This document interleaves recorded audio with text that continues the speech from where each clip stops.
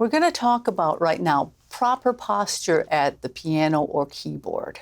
It's super important that you sit properly, and that's because you might get a really fatigued back, hand, arm, and you can get unnecessarily tired and fatigued if you're not sitting in a proper way. So first of all, you want to make sure that your feet are flat on the ground, probably a little bit underneath the keyboard, depending on how long your legs are.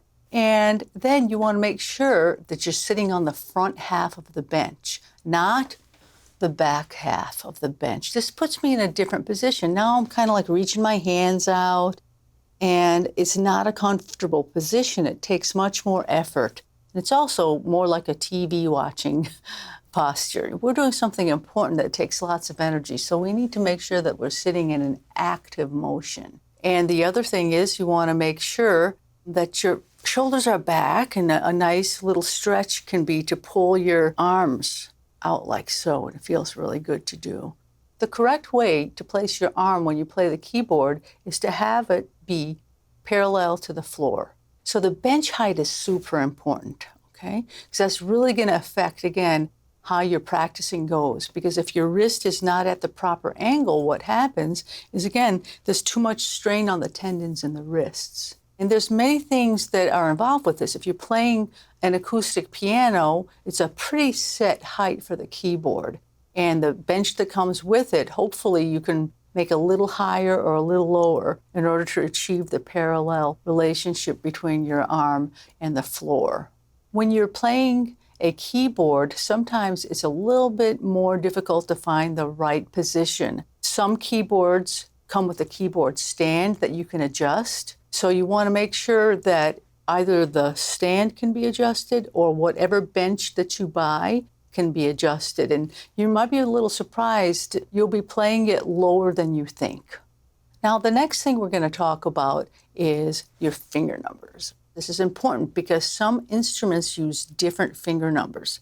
On piano, the thumb is 1, the index is 2, the middle finger is 3, the fourth finger is the ring finger, and the fifth finger is the fifth finger, the pinky, okay? You might wonder, well, what part of my finger am I supposed to play on?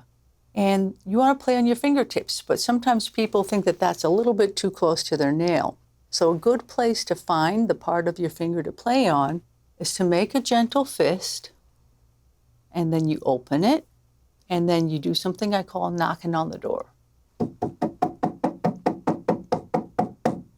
And then you stop, and then you feel that little bit of buzzing feeling on your fingers, and that's the part of your fingers you're going to use to play the piano. You might notice too that when you're going like this, you hear your fingernails. That means they're too long, okay? So if you can manage to cut them, it will be very, very good for you. Otherwise, you end up playing kind of flat and you can't get very much speed or technique happening with flat fingers. So just remember that you don't want to do what we call buckling the finger. When it goes like this, you don't want to play too far over because both of those are no good. And most definitely, you don't want to play flat.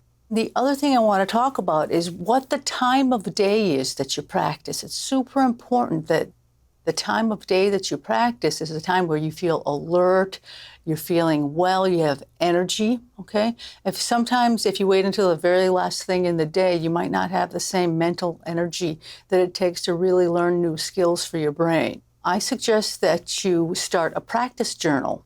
Practice journaling is really awesome because what you can do is write down exactly what you did for that day. Like, for instance, I played the A natural minor scale at quarter note equals 60. I repeated it 10 times. And then maybe talk about the other keys that you did and the metronome markings. Put a date there. And then when you go back the next day to check out what you did, all you have to do is say, oh, I see. Yesterday I did this. This is how I'm going to make it better today and the next day and the next day. Practice journaling also can be very important if you have questions or thoughts that you might want to ask somebody about. The other thing is to have concise daily practice goals, okay? So what you do one day, you need to repeat the next day and the next day. And what's going to happen is perhaps on day 2, you don't have it remembered from the previous day. And maybe day 3, it still takes many repetitions, okay? But what starts happening, it's almost magical. At a certain point, you get to the point and you don't need to have as many repeats to have success. And then one day when you sit down to practice, it's just there, which is really cool. So that's one of the reasons why it's important that you do the same thing every day until you master it.